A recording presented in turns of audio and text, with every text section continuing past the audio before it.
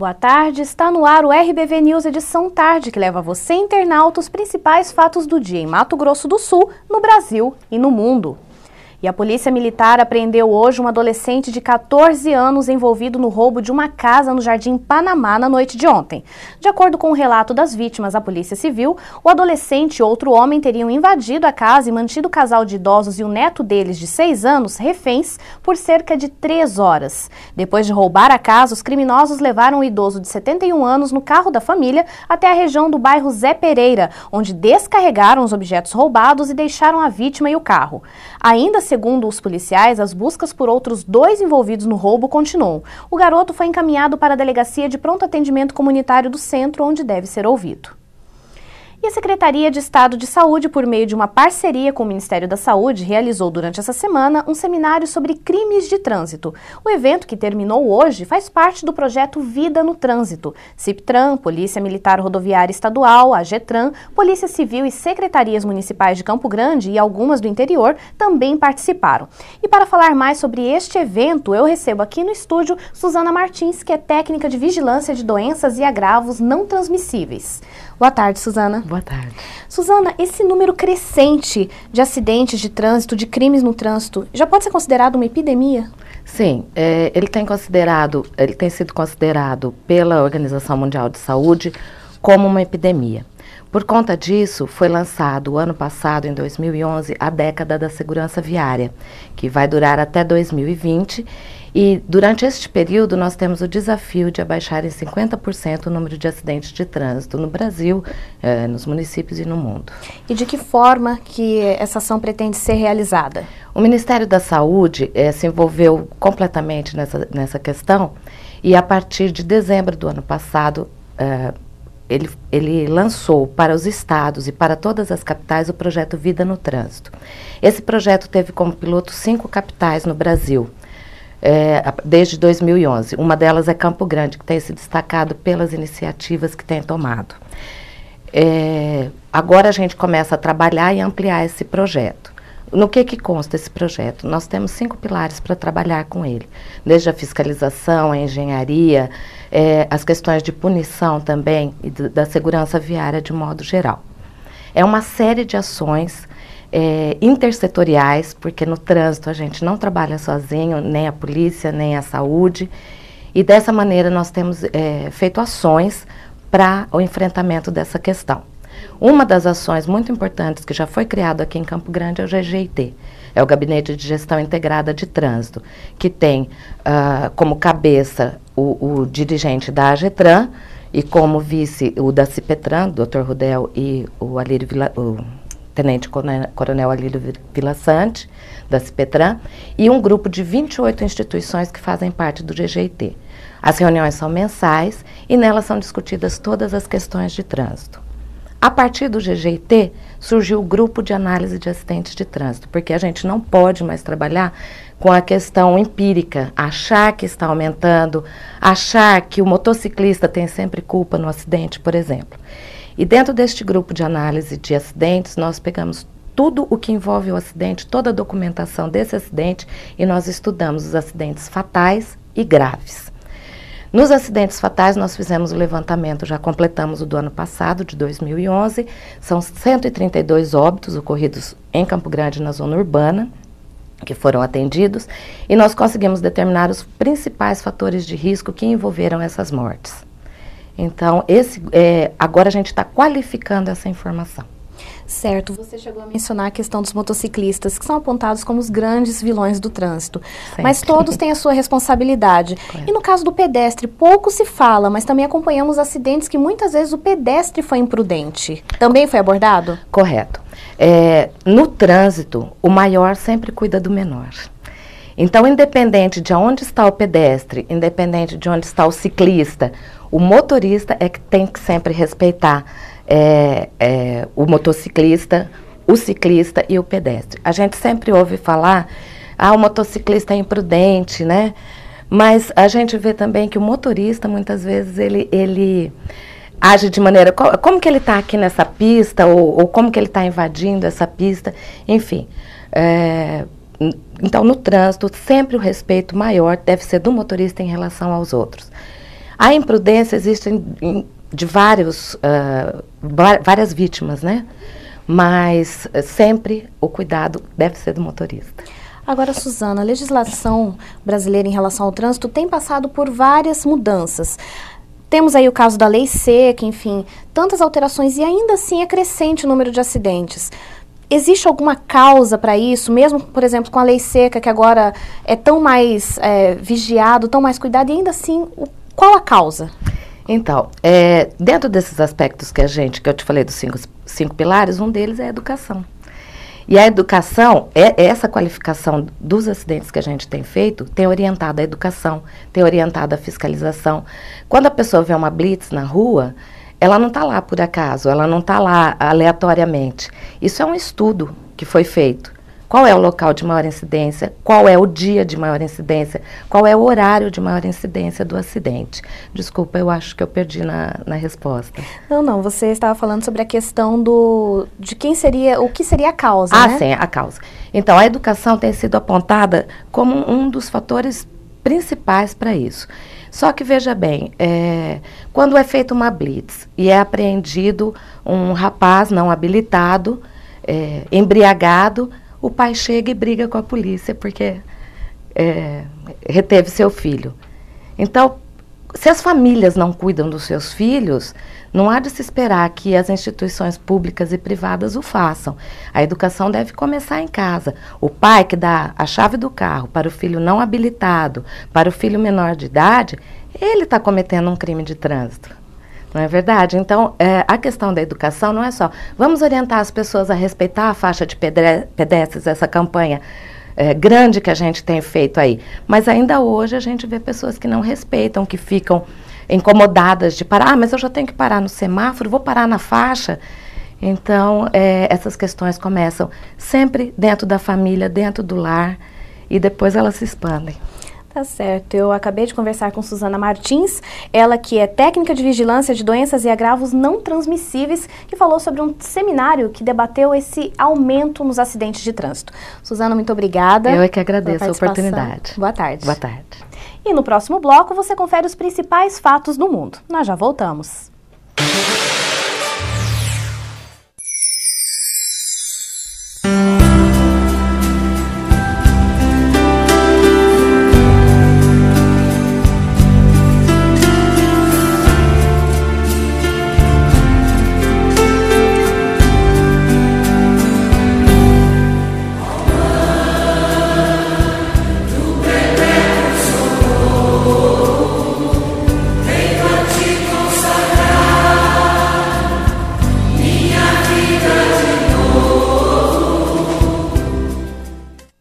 Atenção! Se você procura qualidade e tecnologia em alta definição,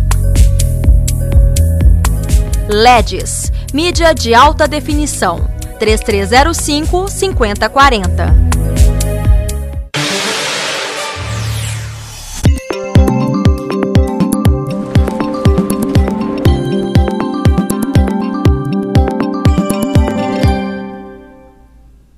E a sexta-feira será de sol e aumento de nuvens pela manhã. Pancadas de chuva estão previstas para os períodos da tarde e noite. Confira a previsão de amanhã para as 5 capitais.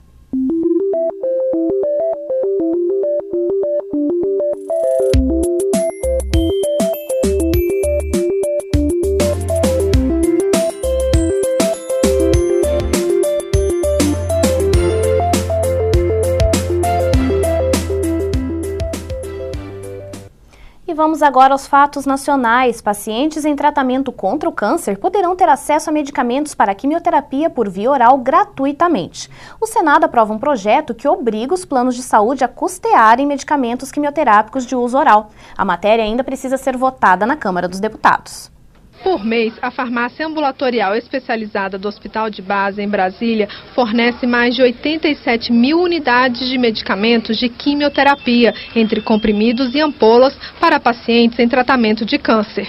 Remédios que beneficiam pacientes como o pintor Martoni. Ele tem câncer no intestino. Além de químio e radioterapia, ele também precisa tomar comprimidos em casa. Quanto que custa esse remédio? Na faixa de 2.800, uma caixinha de 12.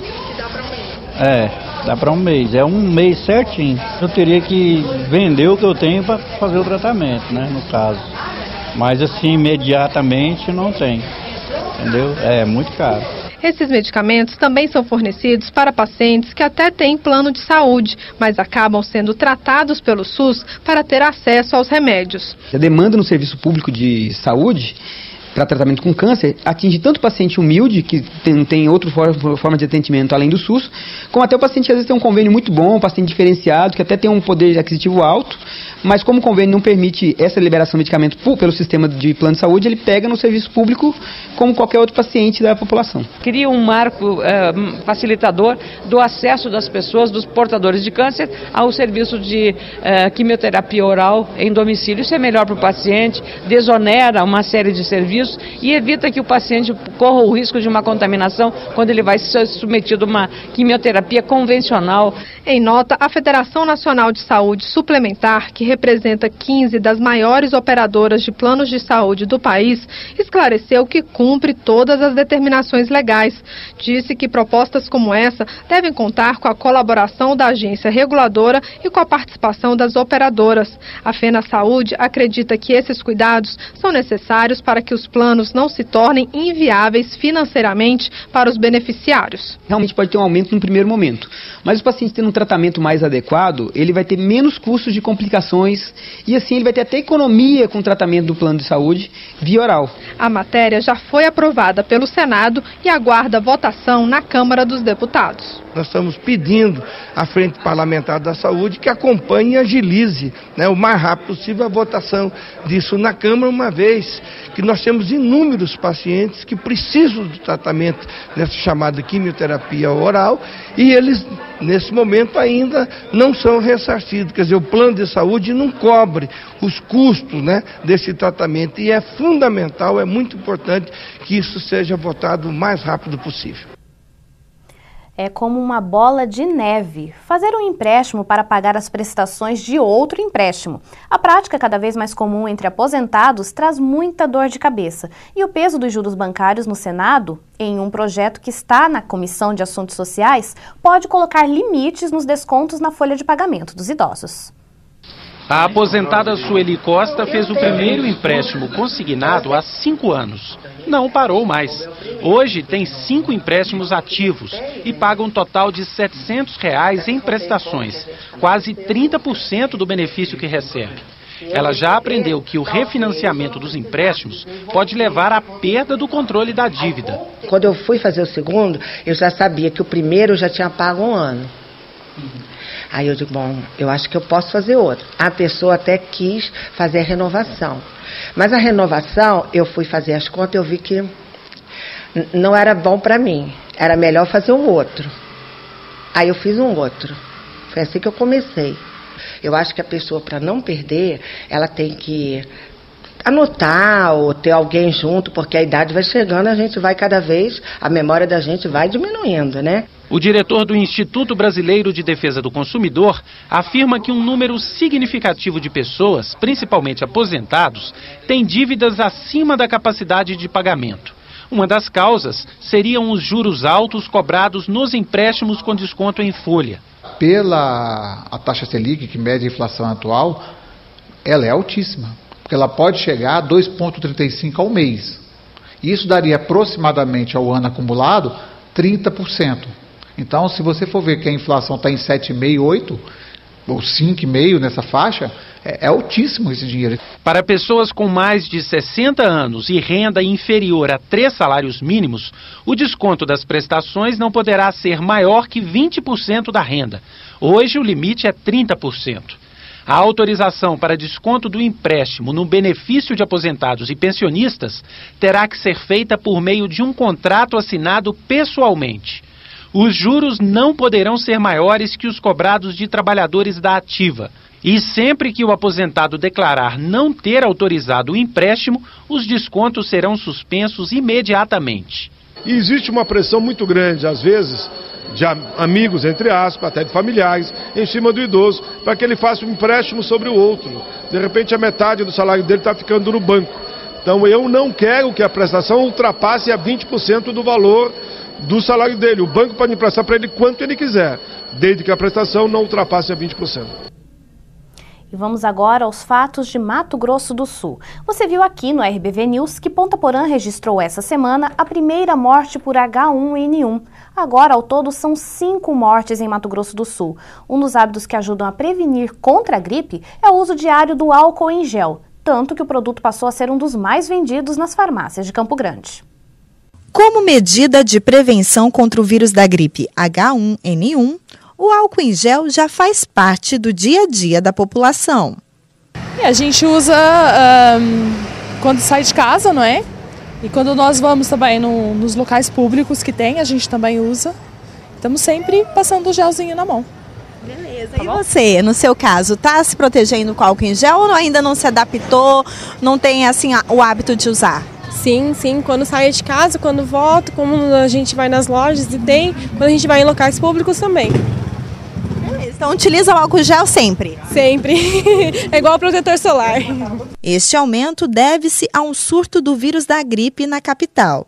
É o que confirma esta farmacêutica. Com o aumento do índice da gripe, aumentaram bastante. Para atender a demanda, muitas farmácias estão apostando na manipulação desse produto. E para fazer o álcool em gel é bem simples. São utilizados os seguintes componentes: gel carbopol, que é uma espécie de gel comum, neutro, álcool etílico e glicerina, um hidratante para as mãos. Os 3 produtos são misturados até formar uma substância homogênea. Nesta farmácia, por exemplo, são produzidas cerca de 300 bisnagas como esta por semana, um número 100% a mais do que os outros meses. Para atender a esta demanda, que não é pouca, os profissionais trabalham 8 horas por dia. A gente partiu assim meio que do zero.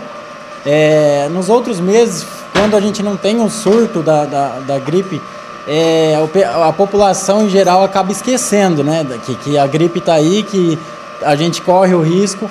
Apesar do produto já estar sendo bastante utilizado, tem gente que parece desconhecer a importância desse recurso na prevenção da gripe. A gente mantém sempre a mão limpa, alguma coisa. Eu não sei se... Nunca ouvi falar, né, de se for usar álcool em gel para isso, né?